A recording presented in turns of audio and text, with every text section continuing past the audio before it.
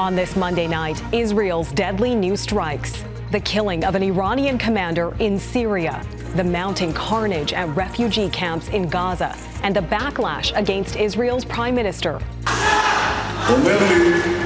As Bethlehem marks a grim Christmas. Where is Alexei Navalny? Finally answers about the vocal critic of Russia's president. Mourning a Canadian luxury menswear mogul. He was a risk taker. What Harry Rosen focused on to soar to success.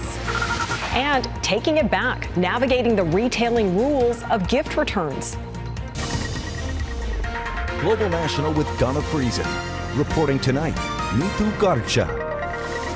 Good evening and Merry Christmas. Israel's war on Hamas is not letting up during the holidays, and the violence is spilling over into other parts of the Middle East. According to Iranian state media, an Israeli airstrike outside Syria's capital has killed an Iranian military commander. Iran vows Israel, quote, will certainly pay for the attack. Israel is not commenting on those reports. Back in the occupied West Bank, Bethlehem, a city that's usually bustling at Christmas, is somber today. Grief has replaced festive celebrations as more blood is shed in Gaza. Mackenzie Gray has our top story tonight. As the sun rose on Bethlehem, the star that Christians believe guided the three wise men to a newborn baby is still lit. But the rest of the biblical city is closed for Christmas. No tree, no lights, only a scaled-down mass inside the West Bank.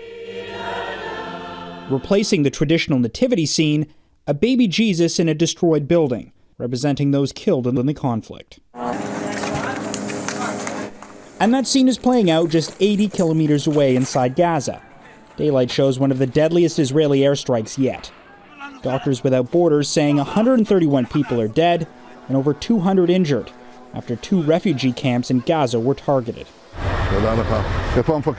The Israeli Prime Minister visiting troops on the front lines amid international calls for a ceasefire, but Benjamin Netanyahu reiterating fighting will continue. We're facing monsters. Monsters who murdered children in front of their parents and parents in front of their children. But it's Israeli parents continuing to put pressure on Netanyahu to get Hamas to release the 120 hostages they're holding, heckling the prime minister during a speech in the Knesset. Many more hostages are still held in Gaza, and we want people to remember them and to not forget that they're there and they need to come home. Back in Bethlehem, a different pain felt by Palestinian Christians, who've watched an estimated 20,000 people die in Gaza, according to the Hamas-run health ministry. We didn't even decorate anything because of the war, and innocent people are dying, and I feel so bad for them. There'll be nothing under the tree this year for 9-year-old Sophia Tabahash, but that doesn't bother her. Children in Gaza, they don't get gifts or anything because of the war. Sophia's family will still have a Christmas dinner as they think about the 1.9 million people who've been displaced in Gaza, many of whom wonder every day where they'll find their next meal. Mackenzie Gray, Global News, Ottawa. Russia's invasion of Ukraine is also dragging on, with Russia claiming to have captured the small eastern Ukrainian city of Mariinka. These images from May reveal how the war has pulverized what is now a ghost town. Russian President Vladimir Putin says his troops can now move into Mariinka to help defend nearby Donetsk, which Russia occupies. Ukraine, for its part, denies it has lost control of Mariinka. The team behind one of Putin's most vocal critics, Alexei Navalny, confirms he is alive and well. We find Alexei after 3 weeks of search. The incarcerated opposition leader has been moved to a Siberian penal colony, considered one of Russia's toughest prisons. Navalny met with his lawyer at the remote facility today. Concerns were raised about the 47-year-old's well-being after he failed to appear in court earlier this month, and his team couldn't contact him. Navalny is serving 19 years on charges of extremism. A Quebec Superior Court has approved a class action lawsuit against day schools on behalf of Indigenous people. The suit alleges rampant abuse and a subpar level of education at the institutions attended by thousands of children. Attendance overseen by the Quebec government and its school boards on behalf of Ottawa was enforced by either provincial or federal authorities. The lawsuit includes all First Nations people who were required to attend between 1951 and 2014, and all Inuit people who were required to attend between 1963 and 1978. It is a somber Christmas for the family of a famed Canadian retailer. Harry Rosen, whose name is synonymous with fine menswear, has died. Seán O'Shea looks back on how Rosen's dream flourished into a retailing empire. It's a retail brand that stood the test of time. Harry Rosen, as a retailer, is an iconic retailer, probably one of the best menswear retailers in the entire world, and it's Canadian. This is the company's flagship store in Toronto, one of 17 across British Columbia, Alberta, Manitoba, Ontario, and Quebec. Back in 1954, Harry Rosen opened his first store with his brother, using a $500 down payment to rent the space. He was a risk taker. He was a dreamer. He was an entrepreneur. And it was a time that allowed somebody like that to dream and to do something different. Rosen was hands-on, someone focused on the consumer. Harry Rosen, I think, found a formula of good customer service, brands and products. His motto, treating customers as individuals. That's the real business we're in. He knew his customer, and he knew his customer because he studied his customer. He spent time with his customer. It was all about customer service. Everybody loves to talk about customer service. Harry Rosen did customer service. But it wasn't all success. Harry Rosen's expansion plans to the United States didn't work out, so he pulled back. And at one point, he tried selling women's clothes. That wasn't his thing. And he didn't do as well in that. But when it came to luxury menswear, there was nothing like it. His son Larry took over the day-to-day business decades ago, and now there's a third generation of Rosens running the business. But Harry Rosen stayed involved as the original face of the brand. And it is quite sad that, Harry himself, the founder, has passed away. Leaving a Canadian retailing legacy. Harry Rosen died on Christmas Eve. He was 92 years old. Seán O'Shea, Global News, Toronto. Got a gift that kind of missed the mark this holiday season? Coming up, what you should know before making a return.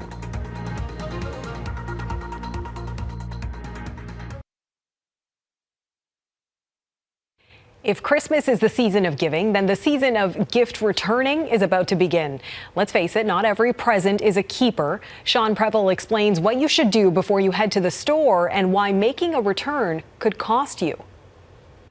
As people come together to enjoy the holidays with family and friends, there may also be an exchange of gifts. In fact, Canadians are expected to spend almost $900 on gifts this year, according to a Retail Council of Canada survey. But when the holidays come to an end, some purchases may head right back to the store. Retail advisor David Ian Gray of Dig 360 says shoppers should research return policies to know how much time you have or if you can return it at all. I think the more careful we are in our research on the product we're going to buy in the first place, be it for ourselves or someone else, probably the better it's going to be for everyone involved. For some stores, there may be no returns for a certain period of time, such as during Boxing Week. And depending on the business, you may also face a restocking fee, especially if bought online. Retail analyst Bruce Winders says it's in part due to online shopping's popularity and the higher rate of returns that retailers see. Most retailers now are looking for ways to try to re-engineer the processes and sort of the risk involved and the costs involved. When it comes to what you can and can't return, it's best to check with the retailers. But there are some items that can typically not be returned at all, including underwear, intimate items, skincare products if the seal is broken, and often final sale items. It's why Robert Damigala of Return Bear says if you're stuck with an item, consider passing them along instead of putting them in the trash. We always encourage recycling of those materials or passing along of those items to friends, colleagues, or those who might benefit from them or need them, as opposed to just throwing stuff in the garbage. So as people share the joy of the holidays with each other, Winders says whether you're giving the gift or receiving one, know what to expect. I think the key message here is buyer beware. and receiver beware. Sean Prevel, Global News. Some journalists have paid the ultimate price for reporting on Israel's war on Hamas. After the break, Dawna will be here to speak with a psychiatry professor about those who put themselves in danger seeking the truth and the moral courage he says they all have.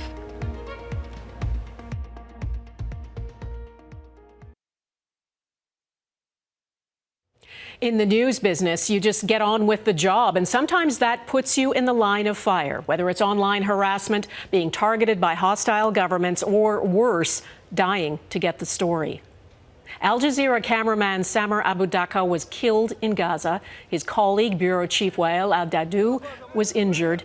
They were covering the aftermath of nightly Israeli airstrikes. Dadou is also buried, his wife, son, daughter, and grandson. According to the Committee to Protect Journalists, no other war has taken so many journalists' lives in such a short time span.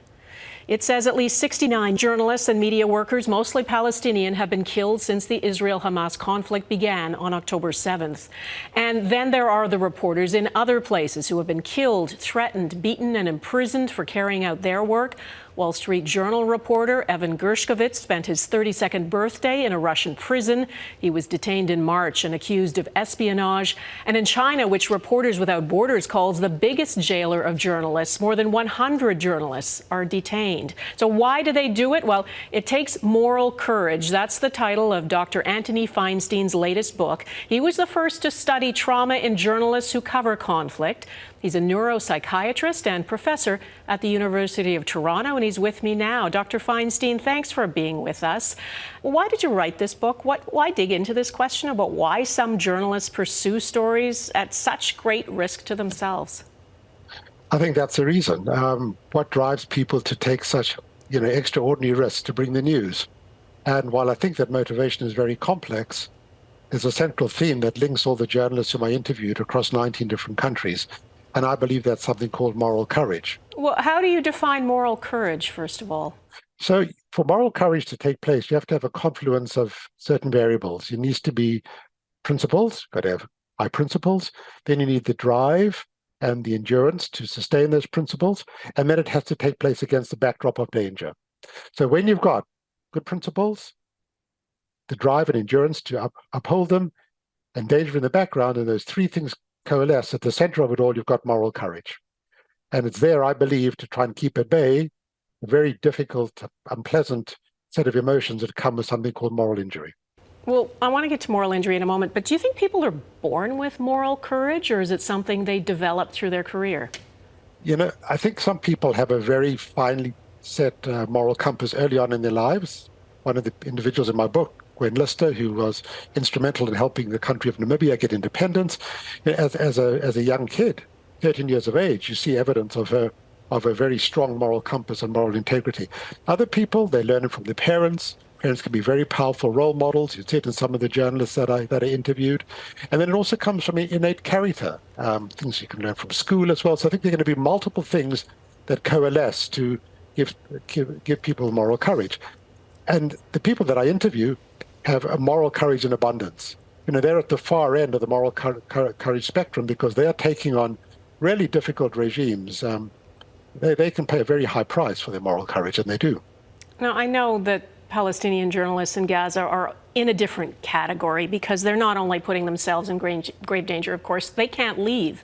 And they're covering what's happening to their own people, often their own family members. And yet people like Al Jazeera's Wael Dadou, who has lost his own family members, they carry on. As a psychiatrist, how do you explain that drive? All my original work was done on Western journalists who fly into a conflict and leave after 4 to 6 weeks or so. Then I did a study of Mexican journalists who don't leave, a little bit like the journalists in Gaza and Israel. And they get trapped in very violent societies. And they still have this desire to push on and tell the story. There are some journalists who back away from that, but many keep doing it. And it is an extraordinary bravery because it comes at such a high price, as you highlight, not just for them, but for their family members and loved ones, and just kind of reinforces how very dangerous journalism can be in a troubled world. You know, it used to be that labeling your flak jacket or your vehicle with press would sort of shield you. I know I did that back when I was a foreign correspondent. You'd sort of be left alone to observe. That's certainly not the case anymore. What do you think we lose from the world when journalists are silenced? So I'm so glad you asked that question, because the countries that are focused on, places like Russia, Belarus, Azerbaijan, Bangladesh, etc., journalists are often the last vestiges of civil society. These are authoritarian, dictatorial rulers who have stripped away all vestiges of democracy. The courts are in their pocket. The judges are coward. They've run the NGOs out the country. But there are few lone journalists who stand up to them. They represent the remnants of civil society in these countries. And so they fulfill such an important role. And the citizens of these countries who are oppressed by these dictatorial leaders know it. They look to these few journalists as a beacon of light, as a beacon of hope, that perhaps down the road there are going to be better days. Because if you don't have some kind of independent journalism, then civil society, I believe, is lost. Dr. Feinstein, thank you for your work. Thank you for focusing on trauma and journalists. It's much appreciated. Thank you for your interest. Thanks, Dawna. Speaking of journalists, it takes a small village of them here at Global to put on this newscast and other current affairs programs. Next, we'll honor them and the crew who keeps everything running smoothly in our annual salute.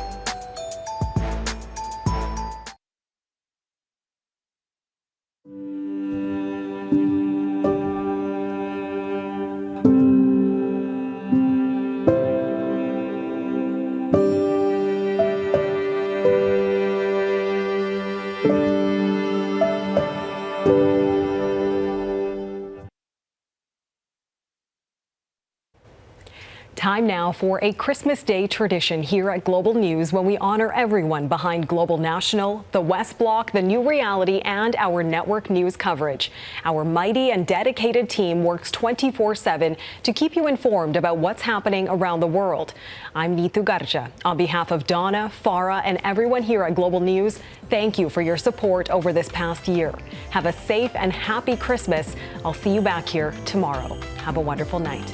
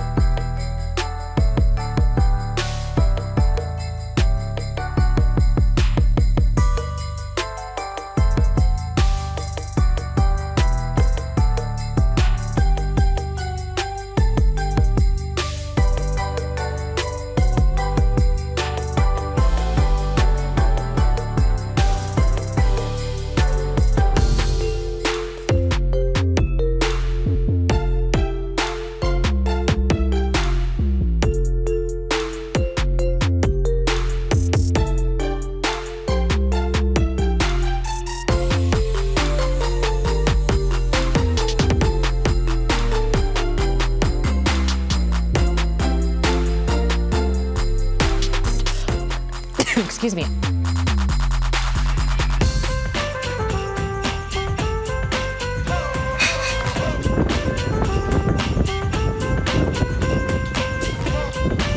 Coming out, sirens ring out over Ukraine's capital as Russia unleashes a wave of airstrikes. Decided to stay with the man who led an increasingly totalitarian government for 20 years. Recep Tayyip Erdogan has been declared winner of the runoff election. Redmond Shannon looks at how he did it and what it could mean for Turkey's future.